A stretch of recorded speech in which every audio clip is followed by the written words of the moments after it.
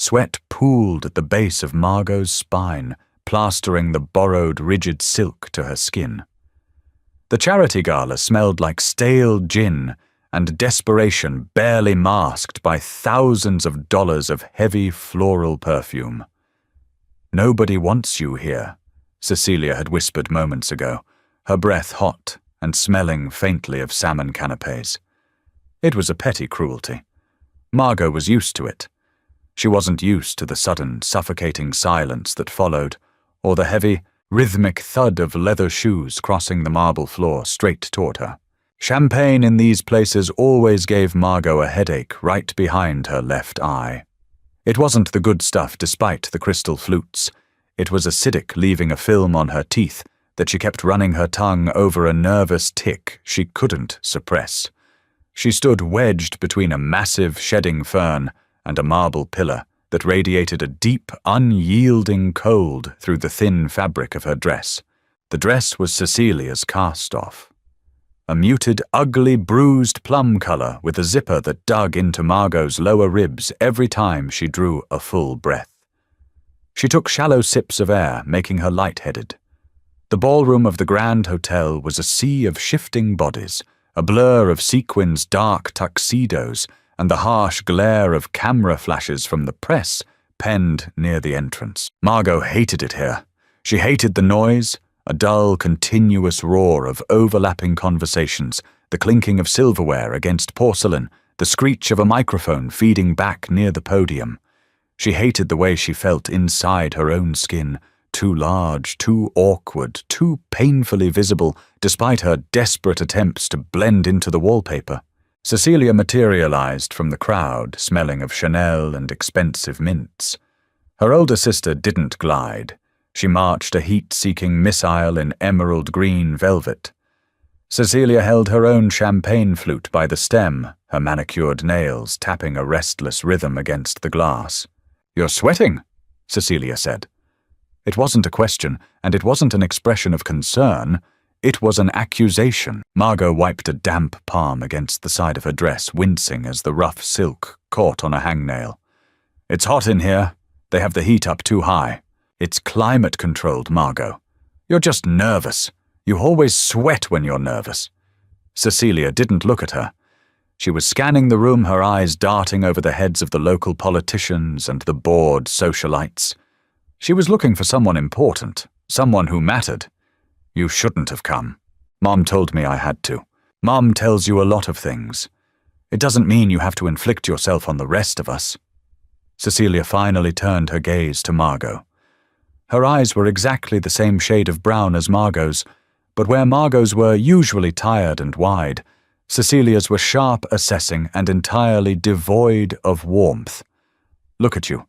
You're picking at your cuticles again. You look like a stray dog someone let in out of the rain." "It's embarrassing." Margot swallowed. Her throat felt tight, coated in the acidic residue of the cheap wine. She wanted to say something cutting. She wanted to tell Cecilia that her dress looked like upholstery, or that her husband was currently in the corner staring too long at a waitress who looked barely out of high school. But the words withered in her throat. They always did. Confrontation made Margot feel nauseous. Her stomach churned, a dull ache radiating from her navel. "I'll just stay out of the way," Margot muttered, looking down at her scuffed heels. She had tried to polish them with a hotel towel, but the leather was permanently scuffed at the toes. "See that you do." Cecilia took a sip of her drink, leaving a perfect semi-circle of red lipstick on the rim. She leaned in closer. Her voice dropped, losing the sharp, performative edge it had when she wanted others to hear, becoming a flat, deadpan whisper. "Nobody wants you here, Margot. You're taking up space. Just try to be invisible until it's time to go." Cecilia pulled back, offered a brilliant plastic smile to a passing alderman, and walked away, her heels clicking a sharp staccato against the marble. Margot closed her eyes. The urge to cry wasn't a delicate, poetic thing. It was an ugly, stinging pressure behind her sinuses. Her nose ran slightly. She sniffed, wiping the back of her wrist across her nostrils, feeling entirely pathetic. She was 26 years old, and she was still letting her older sister make her want to hide in a coat closet. She opened her eyes and focused on the fern. A single brown leaf was clinging to the stem. She reached out and pinched it between her thumb and forefinger. It crumbled into dry dust. She rubbed the dirt into her skin, grounding herself in the gritty texture. Invisible. Fine. She could do invisible. She took a step back, pressing her spine flush against the freezing marble of the pillar. The zipper bit into her skin. She welcomed the sharp pinch. It was better than the dull ache in her chest.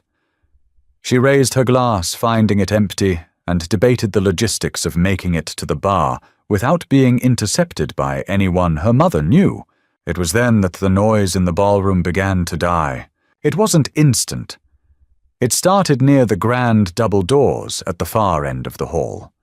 The roar of conversation thinned out, dissolving into murmurs, then nervous whispers, and finally a heavy, suffocating silence that rolled across the room like a physical wave. Even the string quartet tucked away on a small balcony stumbled over their sheet music, the cellist dragging a discordant screeching note across the strings before stopping entirely. Margot looked up, her fingers still coated in fern dust. The air pressure in the room seemed to drop. Margot felt a popping sensation in her ears. Standing in the entryway, flanked by 4 men who looked entirely out of place in their dark, slightly ill-fitting suits, was Dominic Rossi. He didn't look like the monsters in the movies. He didn't have a scar across his eye or a permanent sneer. He looked tired. He wore a charcoal suit that fit him perfectly, but he wore it like it was a chore. His tie was loosened, the top button of his shirt undone, revealing a sliver of pale skin and dark hair. He was tall, but not abnormally so, with broad shoulders that sloped slightly, as if he carried something heavy. But it wasn't his appearance that choked the room. It was the absolute, unyielding stillness of him. The men around him were constantly moving, scanning the crowd, checking their jackets, shifting their weight.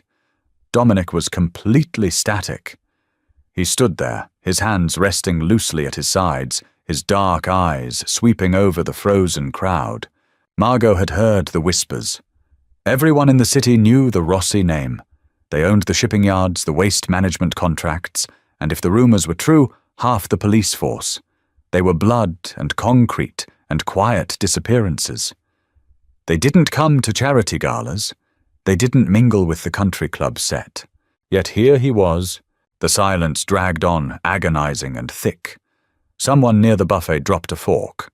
The clatter echoed like a gunshot, making 36 people flinch simultaneously. Dominic didn't blink. He finally moved, taking a slow, deliberate step into the ballroom. The crowd parted. It was a frantic, uncoordinated scramble. Men in expensive tuxedos tripped over their wives' hemlines. Women clutched their pearls, pulling back so far they knocked into tables. It was like watching water drain around a stone. A clear, wide path opened up down the center of the room. Margot stayed pressed against her pillar. She felt a hysterical giggle bubbling in the back of her throat, completely inappropriate and purely born of panic. Her hands were shaking so badly her empty champagne flute rattled against her rings. She quickly set the glass down on a passing tray, left abandoned on a cocktail table. Dominic was walking down the makeshift aisle. His shoes didn't click. They thudded a heavy, measured sound. He wasn't looking at the terrified faces of the socialites. He wasn't looking at the mayor who had turned a sickly shade of grey near the ice sculpture. He was looking straight ahead, toward the back of the room, toward the pillars. Margot's breath hitched. She followed his line of sight. Cecilia was standing about 10 feet to Margot's left, her emerald dress vibrant against the neutral walls. Cecilia had stopped marching. She was standing perfectly still, her chin tilted up, in a desperate attempt to maintain her usual haughty demeanor, but Margot could see the rapid pulse beating at the base of her sister's throat. He's coming for Cecilia, Margot thought. A cold spike of dread shot through her. Her sister was ruthless, but she was entirely out of her depth against a man like this. What had Cecilia's husband done? Embezzled made a bad deal. Dominic drew closer. The smell of him reached Margot before he did. It wasn't cologne. It was the sharp, metallic tang of ozone, like the air right before a thunderstorm, mixed with cold leather and peppermint. It was a harsh, waking smell that cut straight through the cloying floral perfume, choking the room. He stopped. He was close enough now that Margot could see the faint stubble on his jaw, the dark circles under his eyes that spoke of chronic insomnia. She could see the way his knuckles were scarred, the skin thick and shiny. He hadn't stopped in front of Cecilia. He had stopped in front of Margot. The ballroom was so quiet Margot could hear the ragged, shallow breathing of the woman standing 3 feet away. She could hear the hum of the air-conditioning unit above them. She could hear her own blood roaring in her ears. She stared at Dominic's chest, the charcoal wool of his suit, a tiny imperceptible snag in the thread near his lapel. She couldn't look at his face. Her mind went entirely blank. Flight or fight kicked in, but her body chose freeze. She squeezed her eyes shut, waiting for the demand, the threat, the gun. She braced herself for whatever horrific reality she had somehow stumbled into. "You're breathing like you're going to pass out." His voice wasn't a deep, booming baritone. It was a low, gravelly rasp. It sounded like he hadn't used it much recently. It sounded profoundly tired. Margot opened her eyes. She forced her gaze up past the snagged thread, past the loosened tie to his face. His eyes weren't black as she had assumed from a distance. They were a dark, muddy hazel catching the harsh chandelier light. He was looking down at her, his expression entirely unreadable. There was no malice in his face. Just a heavy, scrutinizing weight. Margot opened her mouth. Her throat was bone dry. She swallowed hard, the click audible in the silence. She croaked, her voice cracking embarrassingly. She cleared her throat, sounding like a dying frog. "I have low blood sugar." It was the stupidest thing she could have possibly said. It wasn't even true. For a fraction of a second, the corner of Dominic's mouth twitched. It wasn't a smile. It was a brief, muscular spasm of amusement that vanished as quickly as it appeared. "Low blood sugar," he repeated flatly. Margot felt a hot flush creep up her neck, painting her cheeks a blotchy, unattractive red. She dug her fingernails into the fleshy part of her palms. "Yes, the catering is slow." She was talking to a mob boss about the catering. She was going to die, and her last words were going to be a Yelp review. Behind Dominic, the 4 men in ill-fitting suits stood like statues. One of them, a man with a broken nose, was staring at her with blank, dead eyes. Dominic shifted his weight slightly. He reached out. Margot flinched. She couldn't help it. Her shoulders jerked up to her ears, and she squeezed her eyes shut again, a small, pathetic whimper escaping her lips. Nothing hit her. She slowly opened one eye. Dominic's hand was extended toward her. It was a large hand, the skin rough, the fingernails blunt and clean. He was offering it to her palm up. "Let's go," he said. Margot stared at the hand.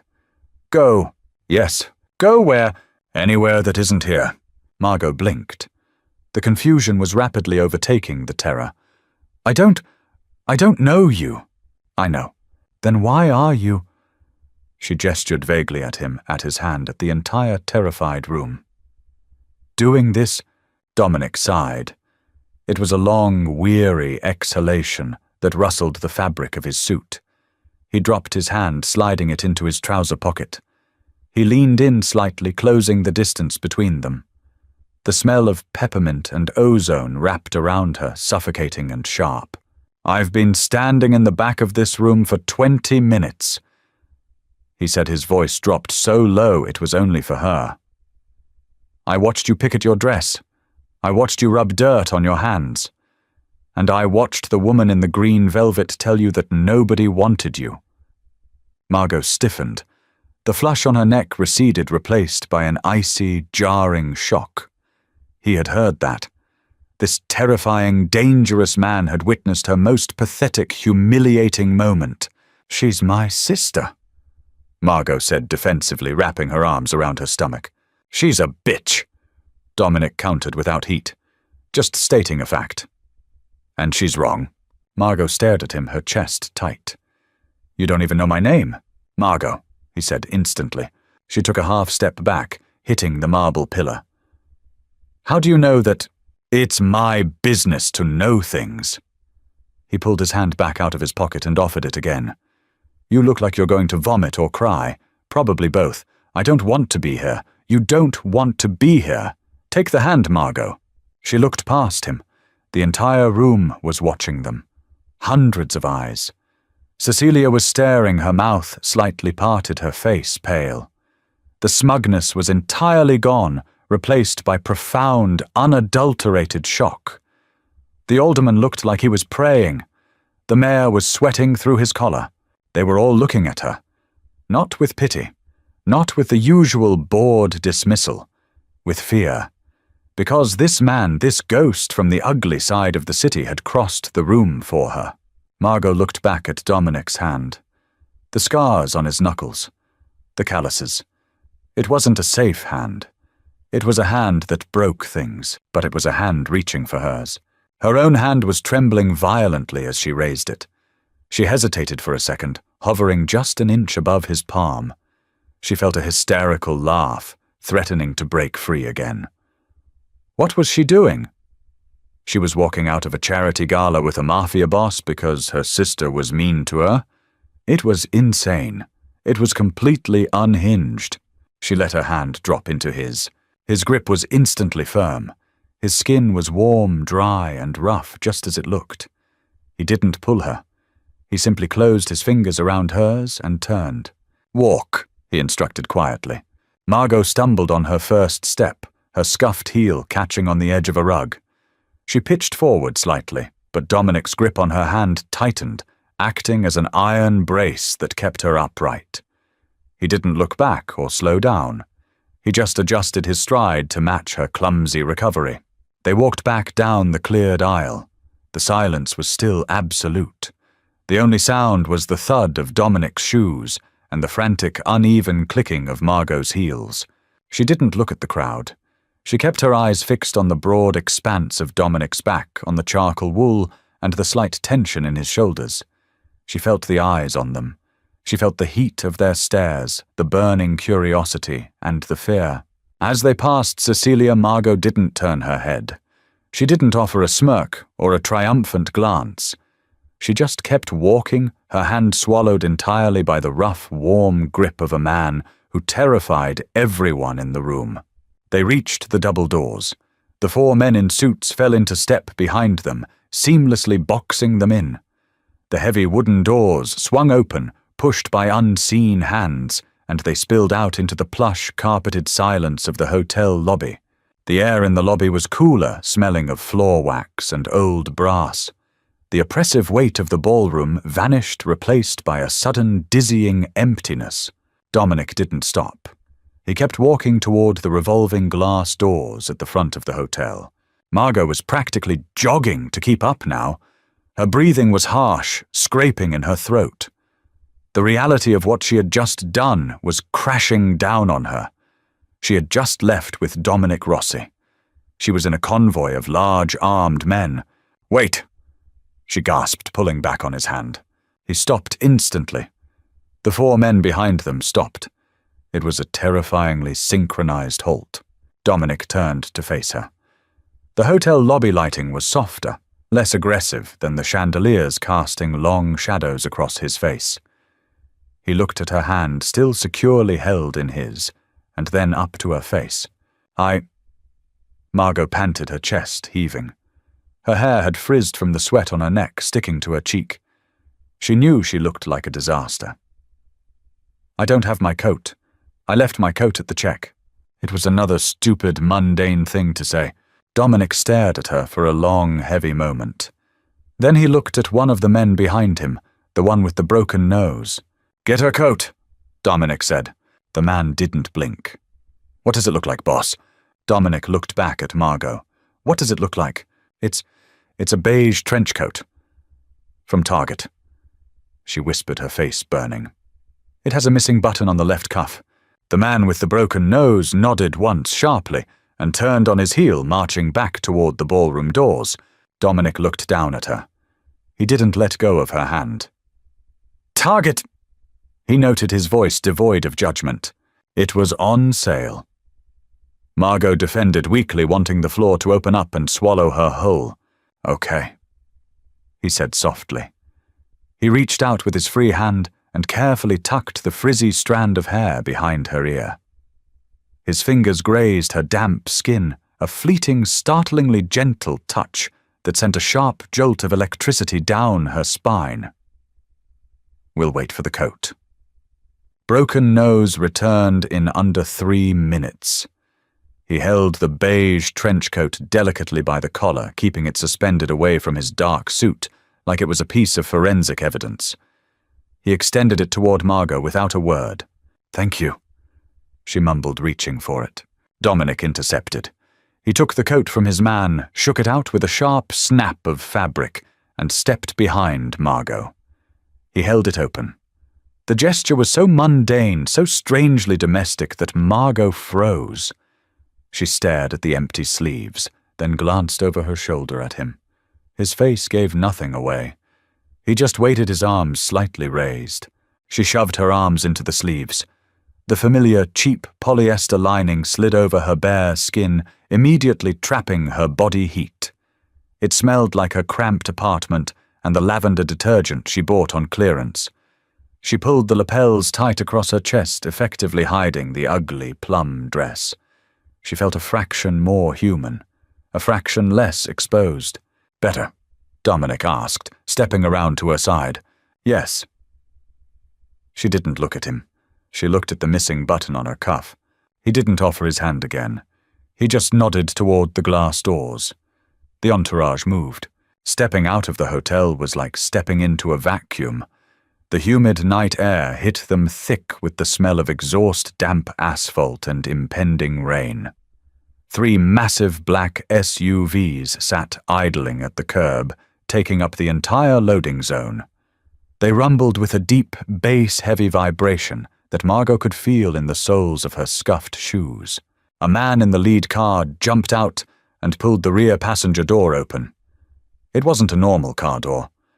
Margot saw the thickness of it, the heavy metal reinforcement around the frame, the green tint on the edge of the glass. Bulletproof. The absurdity of her situation spiked again. She was a substitute kindergarten teacher who clipped coupons. She had no business getting into a rolling bunker. Dominic stood by the open door waiting. The streetlights overhead caught the sharp angles of his face, emphasizing the hollows beneath his cheekbones. He looked like a man running on fumes and black coffee. Margot climbed in. The leather seats were freezing. They smelled like new car chemicals and faint cigar smoke. She slid across to the far side, pulling her knees tightly together, her cheap coat bunching up around her thighs. Dominic climbed in after her. The door shut with a solid, definitive thud that instantly severed all sound from the street. The silence inside the cabin was absolute. It was a heavy engineered quiet that made Margot's ears ring. "Where are we going?" she asked, her voice sounding entirely too loud in the enclosed space. "Where do you want to go?" Dominic asked back. He slouched into the seat, resting his head against the headrest and closing his eyes. The tension in his jaw remained. Margot stared at his profile. "Home. I want to go home." "Address." She rattled off an intersection in a neighborhood that was a solid 40-minute drive from the glittering downtown hotel. It was a place characterized by peeling paint, flickering street lamps, and a heavy police presence on weekends. Dominic didn't open his eyes. He tapped his fingers twice against his thigh. The SUV pulled away from the curb, merging smoothly into the sparse late-night traffic. They drove in silence. Margot watched the city lights smear across the tinted glass. The adrenaline was beginning to crash, leaving behind a cold, hollow ache in her stomach and a throbbing pulse at her temples. She curled her hands into fists inside her coat pockets, her fingernails digging into her palms. She looked at the man beside her. He appeared asleep, his breathing slow and even. but his right hand resting on his knee was perfectly relaxed, while his left hand was clenched slightly, the scarred knuckles pulled taut. "Why did you do it?" The question slipped out before she could bite it back. Dominic didn't move for a long moment. Then he opened his eyes and turned his head slowly to look at her. The streetlights passing by cast rhythmic scrolling shadows across his face. "Do what?" he asked, his voice rasping. "Cross the room. Take me out of there." She swallowed her throat dry. "Make a spectacle?" "I don't make spectacles, Margot. People just like to stare." "You terrified them." "Good. But why me?" She leaned forward, slightly frustrated by his non-answers. "You don't know me. I'm nobody. I was just standing by a plant." Dominic shifted, turning his body slightly toward her. The space between them suddenly felt very small. "I know you're Cecilia Vance's sister. I know your brother-in-law owes a substantial amount of money to people who aren't me, and he's currently trying to secure a loan from people who are me to cover it." Margot went cold. Her stomach dropped. "He owes you money." "Not yet." Dominic watched her closely. "I went to that gala to look at him, to see how he carried himself under pressure. He carried himself like a coward." Margot looked down at her hands. "So you used me to get back at him to send a message. If I wanted to send a message to your brother-in-law, I wouldn't use you," Dominic said flatly. The brutal honesty in his tone left no room for doubt. "I'd use a crowbar." Margot flinched. Dominic sighed, running a hand over his face, rubbing at the stubble on his jaw. It made a rough, scratchy sound. "I was leaving. I had seen enough. And then I saw you." He dropped his hand, his gaze locking onto hers in the dim light. "I saw you rubbing the dirt from that fern into your hands, grounding yourself. I do that. With coin. With anything I can find." Margot looked at his scarred hands. "And then I heard your sister." Dominic continued, his voice dropping a fraction. "I heard her tell you that nobody wanted you there, and I watched you just take it. You just absorbed it like a sponge. I'm used to it." Margot whispered, feeling a fresh wave of humiliation. "You shouldn't be." He leaned back against the headrest. "I crossed the room because I wanted to. Because I hate those people. Because I hate the way they breathe, the way they talk, the way they look at each other. And for a second I wanted to watch them all panic, because the boogeyman walked up to the girl they were actively ignoring." He closed his eyes again. "It was petty. I apologize." Margot sat in stunned silence. A mob boss had just apologized to her for weaponizing her wallflower status to terrorize a room full of socialites. It was so bizarre, so twistedly honest, that a short, sudden laugh tore out of her throat. Dominic's eyes snapped open. Margot clapped a hand over her mouth, but another giggle escaped. It was the adrenaline. It was the absurdity. It was the fact that she was in a bulletproof car with a murderer, and he was being more emotionally transparent with her than her own family had been in 26 years. Dominic stared at her, and slowly the corner of his mouth twitched again. This time it held. A small, genuine, crooked smile. "You're laughing," he said, sounding genuinely surprised.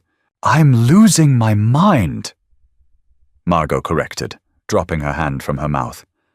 "I'm having a psychotic break." "Probably." He turned to face the front. "Pull over," he ordered the driver. The SUV didn't pull over to the side of the road. It swung abruptly into a pothole-ridden parking lot, the tires crunching over loose gravel and broken glass. Margot looked out the window. It was a 24-hour diner. The neon sign above the door buzzed violently, casting a sickly pink glow over the cracked asphalt. The D and the R were burned out, spelling Ein. "We're not at my apartment," Margot noted. "You said you had low blood sugar." Dominic pushed his door open. The humid air flooded back in. "I'm hungry. We're eating." He didn't wait for her. He stepped out and started toward the entrance. Margot scrambled out after him, pulling the beige coat tighter. The two trailing SUVs had parked in a defensive perimeter, blocking the main exits of the small lot. The men in suits didn't get out. They just sat, engines running, lights off. Dominic pushed through the heavy glass doors of the diner. A bell jingled cheerfully entirely, at odds with his grim presence. The interior smelled fiercely of burnt coffee, old bacon grease, and strong floor cleaner. It was painfully bright, illuminated by rows of humming fluorescent tubes that cast everything in a stark, unforgiving light. There were only 3 other people in the diner, a tired-looking waitress wiping down a counter, a man asleep in a corner booth, and a truck driver eating a mountain of eggs. Dominic slid into a red vinyl booth near the back, facing the door. He didn't tell her to sit, just looked at the empty bench opposite him. Margot slid in the vinyl, squeaking loudly against her coat. The table was slightly sticky. Margot put her hands in her lap to avoid touching it. The waitress approached, carrying a coffee pot. She looked at Dominic's expensive suit, then at Margot's frizzy hair and beige coat. She chewed her gum aggressively. "Coffee." "Black," Dominic said. "Water," Margot said. "Please." The waitress filled a heavy ceramic mug for him and dumped a plastic cup of ice water in front of Margot. "Know what you want, or do you need a minute?" "Fries," Dominic ordered. "A large plate. Extra salt." He looked at Margot. "Anything else?" Margot shook her head.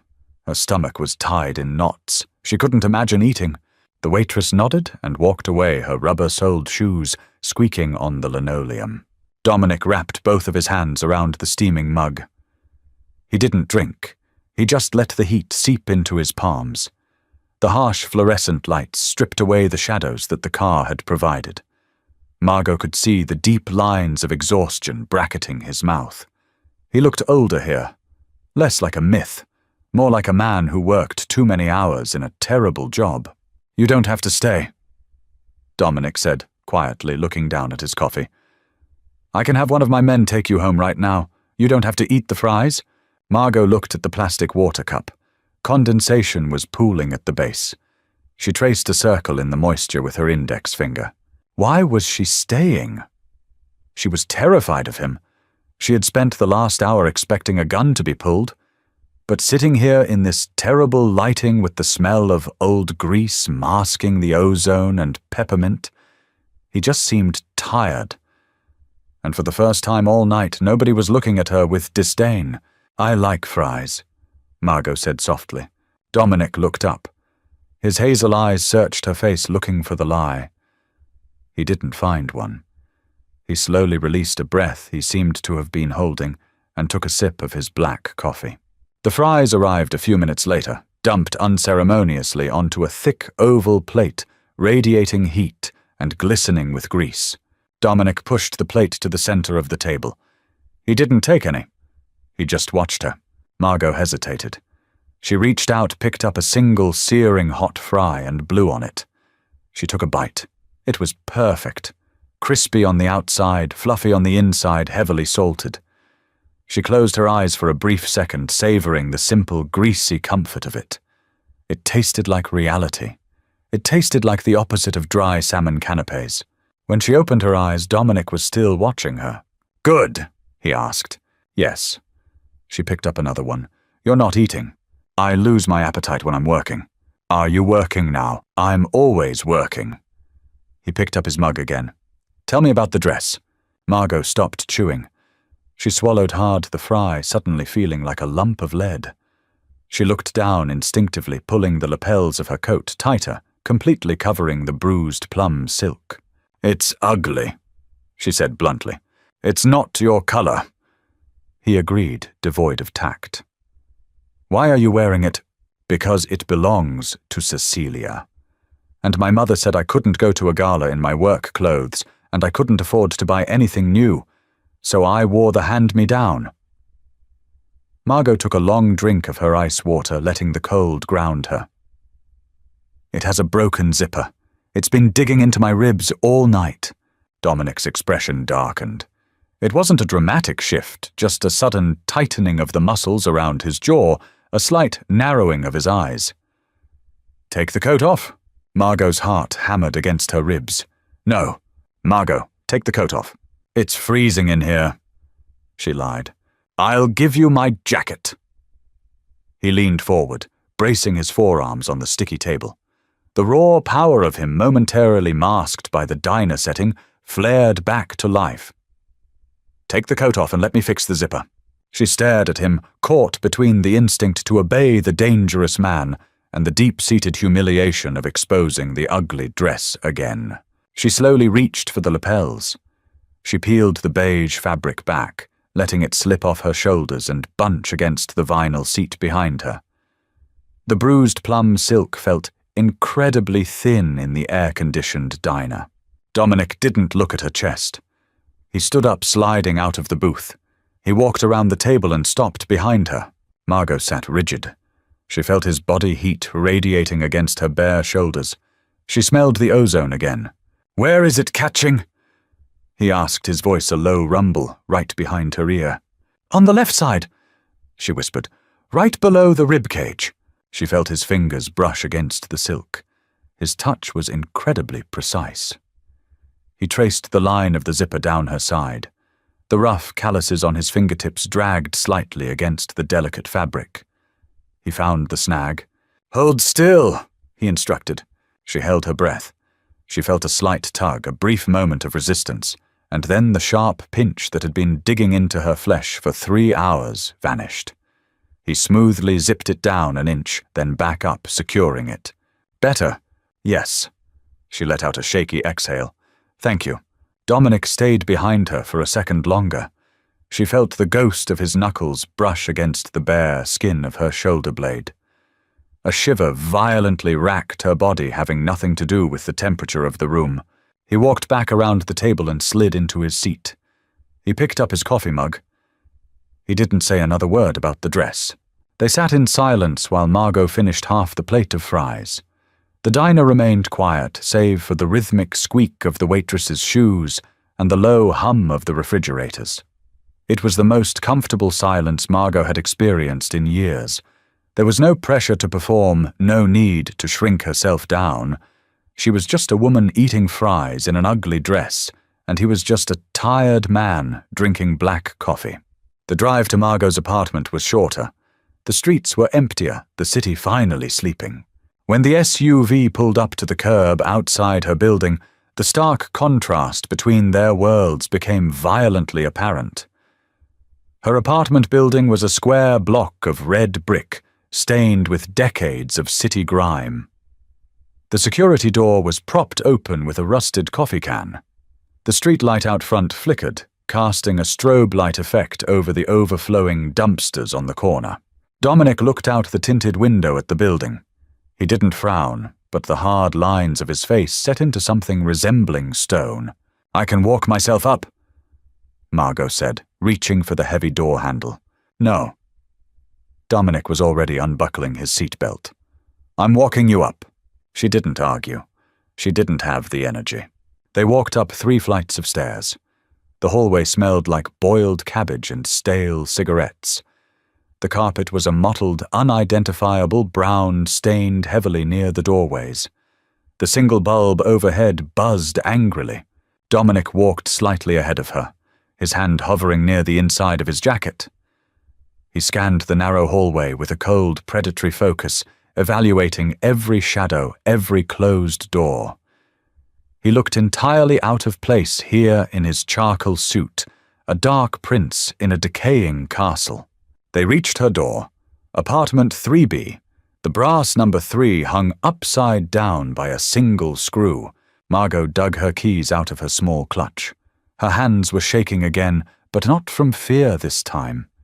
It was the adrenaline crash, the exhaustion and the sudden acute awareness that this surreal night was ending. She was going back into her small, quiet life, and he was going back to whatever it was he did in the dark. She jammed the key into the deadbolt and turned it. It stuck as it always did.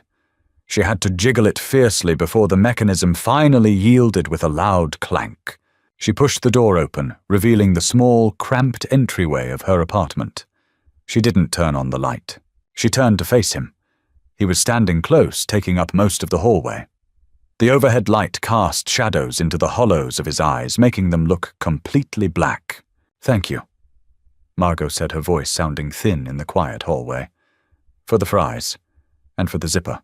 "You're welcome." He didn't move to leave. He stood there looking down at her, his expression unreadable. The silence stretched between them, thick and heavy.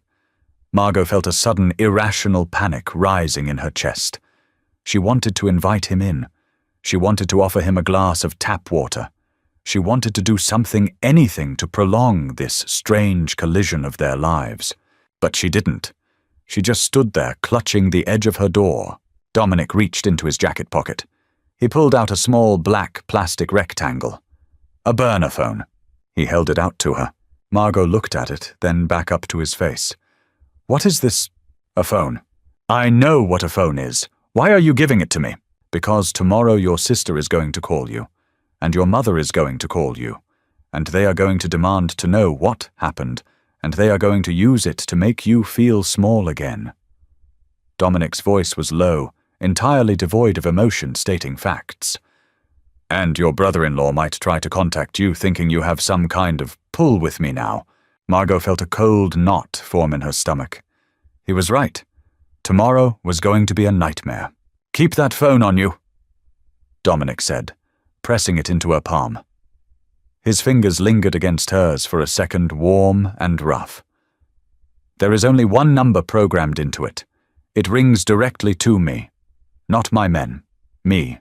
Margot stared at the cheap plastic device in her hand. It felt incredibly heavy.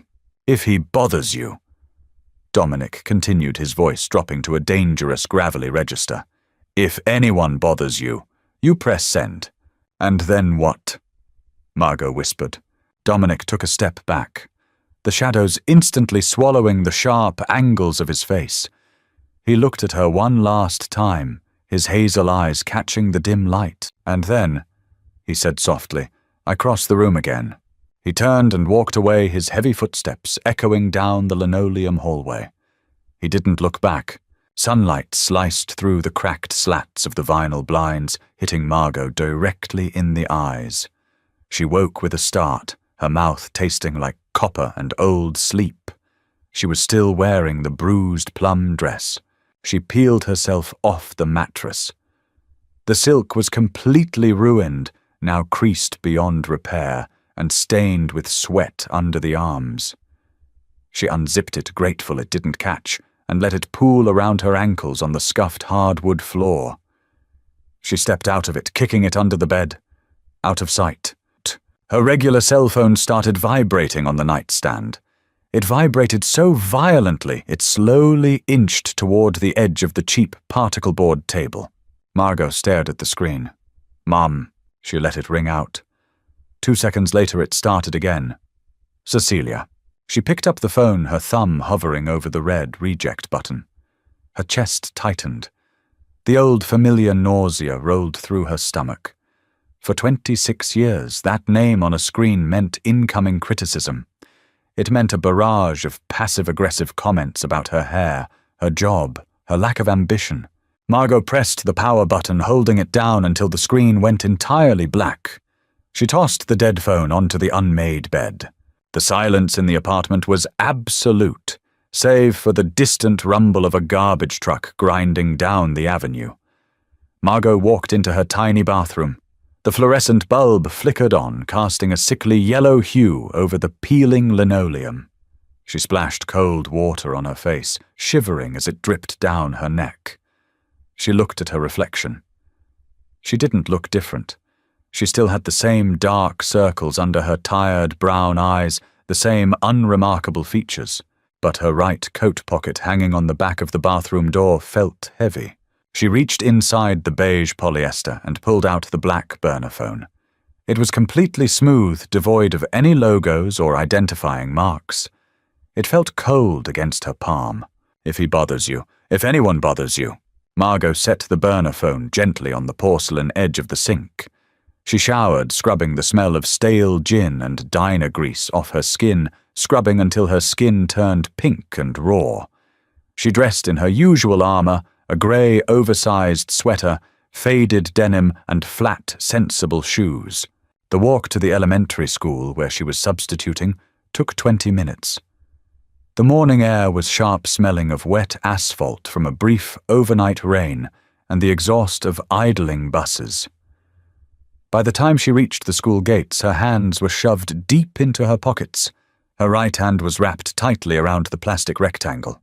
The day was a blur of construction paper, spilled glue, and high-pitched voices.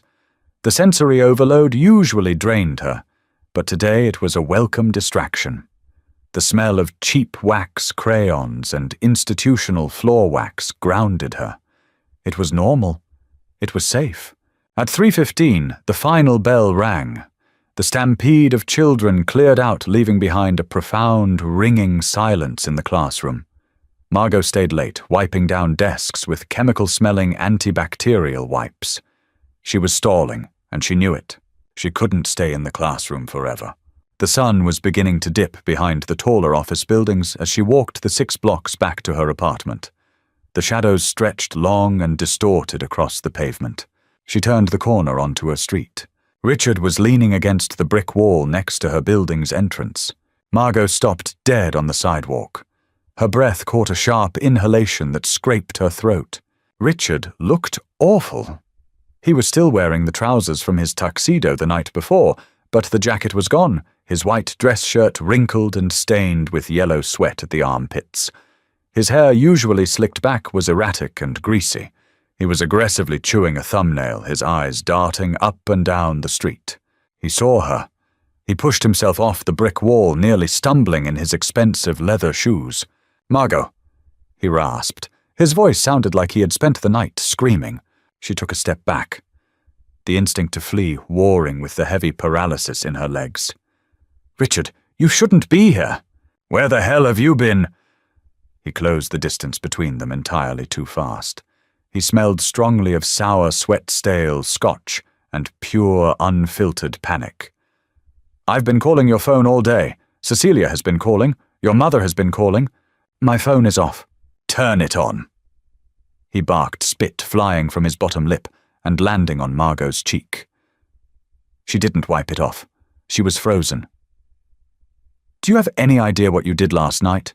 Do you have any idea the position you put me in?" "I didn't do anything," Margot said, her voice dropping to a low, defensive whisper. He walked up to me." "Don't lie to me." Richard lunged forward, grabbing her upper arm. His grip was bruising. His fingers dug into her bicep, pinching the nerve. Margot gasped, pain flaring white-hot up to her shoulder. "Let go of me," she choked out, trying to pull away. Richard held tighter, shaking her slightly. "You know him. You have to know him. Nobody just walks out with Dominic Rossi unless they're involved. Are you sleeping with him? Is that it? You're letting that animal touch you?" The disgust in his voice was visceral. "Richard, you're hurting me. Listen to me, you stupid bitch." Richard snarled, leaning his face so close she could see the burst capillaries in his nose. "I owe his people a lot of money. They came to the house this morning. They gave me 48 hours. 48 hours, Margot. You're going to call him? You're going to tell him to back off? You're going to use whatever leverage you have, or I am dead. Do you understand me? Dead." Margot stared into his bloodshot eyes. She saw the sheer pathetic terror there, hiding just beneath the cruelty. He was a weak man. He had always been a weak man, hiding behind Cecilia's sharp edges, and right now he was using his physical strength against her, because it was the only power he had left. "I don't have his number," Margot lied, her voice steadying. The panic was receding, replaced by a sudden icy clarity. "Liar." Richard squeezed harder, his thumb grinding into the muscle. "Give me your phone. Give it to me now." He reached with his free hand, blindly pawing at her grey sweater, trying to find a pocket. Margot didn't scream. She didn't cry. She slid her left hand into her jeans pocket. Her fingers closed around the smooth black plastic. The button was raised slightly in the center. She didn't need to look at it. She pressed it down. It yielded with a soft, barely perceptible click. Richard was still digging at her sweater, his breathing ragged. "Where is it? Give me the damn phone, Margot, I swear to God!" Margot pulled her hand out of her pocket. She raised the cheap burner phone to her ear. "What is that?" Richard spat, freezing. The phone didn't ring. There was no dialing tone. Just a half-second of dead air, and then a voice. Where it was one word. It wasn't a greeting. It was a demand clipped and vibrating with a low, terrifying tension. Margot didn't take her eyes off Richard. "Outside my apartment building." Richard's face drained of color. He let go of her arm, as if her skin had suddenly caught fire. He stumbled back a step, staring at the small black object pressed against her ear. "Who is that?" Richard whispered, his voice cracking violently. "Stay exactly where you are." Dominic's voice crackled through the tiny speaker. The sound of a heavy door slamming shut echoed in the background, followed by the roar of an engine turning over. 2 minutes. The line went dead. Margot lowered the phone. She looked at Richard. The absolute horror dawning on his face was a physical thing. His jaw slacked. He looked from the phone to her face and back again. "You called him—" Richard breathed, taking another step back. His hands began to shake. "You actually called him?" "I told you to let go of me," Margot said quietly. Her arm throbbed a dull, deep ache that she knew would turn purple by morning. Richard turned to run. He didn't make it to the end of the block. The squeal of tires was deafening. 2 black SUVs careened around the corner, ignoring the stop sign entirely. They didn't slow down to park. They slammed on the brakes, the heavy chassis lurching forwards, tires smoking, as they skidded to a halt directly onto the sidewalk, blocking Richard's path. The doors didn't open. They burst outward. 4 men poured out, moving with a synchronized, terrifying fluidity. Broken Nose was the first one to reach Richard. He didn't draw a weapon. He didn't say a word. He just grabbed Richard by the collar of his ruined dress shirt and slammed him backward against the brick wall of the corner bodega. The impact made a sickening thud. Dust rained down from the mortar. Richard let out a high-pitched, reedy sound like a deflating tire. His legs gave out, but Broken Nose held him pinned against the wall, his feet dangling an inch off the concrete. The rear door of the second SUV opened slowly. Dominic stepped out. He wasn't wearing a suit today. He wore a dark, heavy Henley shirt that clung to his broad shoulders and dark jeans. He looked less like a businessman and more like the enforcer he used to be. The smell of exhaust and burning rubber hung thick in the air, instantly swallowed by the sharp tang of ozone as he walked. He didn't look at Richard. He walked straight to Margot. The street was entirely silent. The few pedestrians who had been walking had either ducked into stores or vanished down alleys. It was just them, the idling engines, and Richard's erratic, wheezing breaths. Dominic stopped 2 feet away from her. His chest was rising and falling in slow, controlled measures, but his eyes were frantic. He scanned her face, her neck, her grey sweater. "Are you hurt?" His voice was entirely devoid of its usual gravelly calm. It was sharp. "Urgent." "No," Margot said. She lied automatically, an old reflex. Dominic's eyes tracked down. He looked at her left arm. She was holding it slightly away from her body, her hand cupping the opposite elbow. He reached out. He didn't grab her. He gently pushed her sleeve up. The skin on her bicep was already inflamed, angry red finger marks pressing deep into the pale flesh. Dominic stared at the marks. A muscle feathered in his jaw. The temperature on the sidewalk seemed to drop 10 degrees. He slowly lowered her sleeve. He didn't say anything to her. He turned his head slowly, his gaze finally fixing on the man pinned against the brick wall. Richard was sobbing. Actual tears were cutting tracks through the grime on his face. Dominic began to walk toward him. His footsteps didn't thud this time. They were completely silent. He moved like a shadow detaching from a wall. Broken Nose stepped back, dropping Richard to the concrete. Richard crumpled onto his hands and knees, gasping for air, clutching his chest. Dominic stood over him. He looked down at the pathetic, weeping man with an expression of profound, chilling boredom.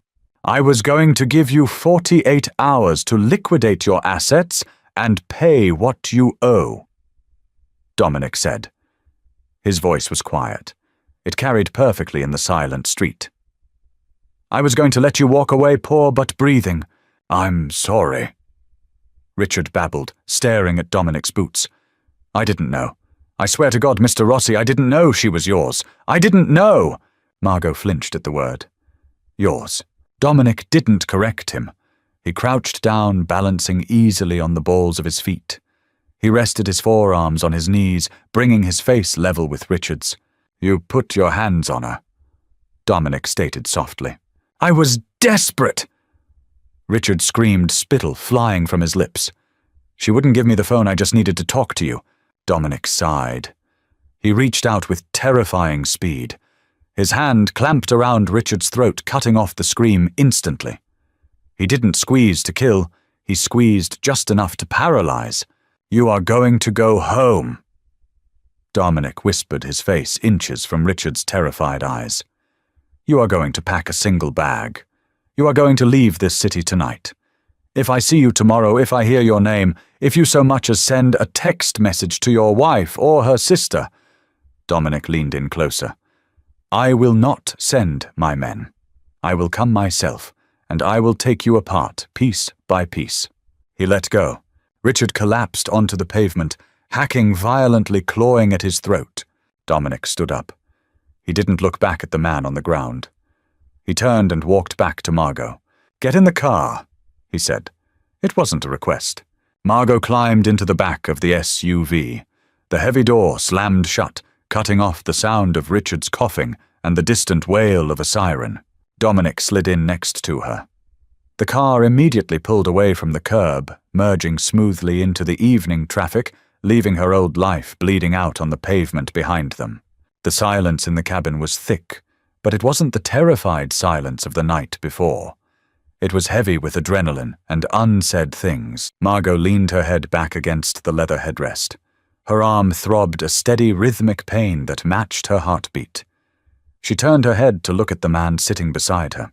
He was staring out the window. His jaw clenched so tightly the muscles jumped beneath his skin. The knuckles of his left hand resting on his knee were white.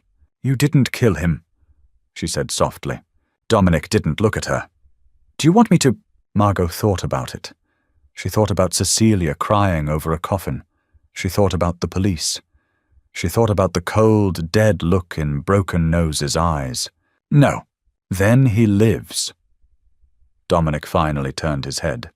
His hazel eyes were dark, catching the passing streetlights. For now. He reached into the small compartment between the seats and pulled out a first aid kit. He unlatched the plastic box with one hand, pulling out an instant cold pack. He cracked it, shaking it vigorously until the chemicals reacted, turning the plastic freezing cold. "Give me your arm," he ordered quietly. Margot hesitated, then offered her bruised arm. Dominic pushed her sweater sleeve up again. He didn't wince when he saw the darkening bruises, but his breathing grew fractionally shallower. He pressed the cold pack gently against the inflamed skin. His touch was absurdly careful. The man who had just choked her brother-in-law on a dirty sidewalk was now holding an ice pack to her arm, as if her bones were made of spun glass. "You should have called me earlier." Dominic said, his eyes focused on the bruise. "When he first showed up. He grabbed me. I didn't have time." "You hesitated." He looked up, his gaze pinning hers. "You hesitated because you were afraid of what I would do." Margot swallowed. "Yes." "Are you afraid now?" Margot looked at his face. The exhaustion was still there, etched deeply into the lines around his eyes. The violence was still there, coiled tight just beneath the surface of his skin. He was a dangerous, ruthless man. He was the darkness that operated on the edges of her city.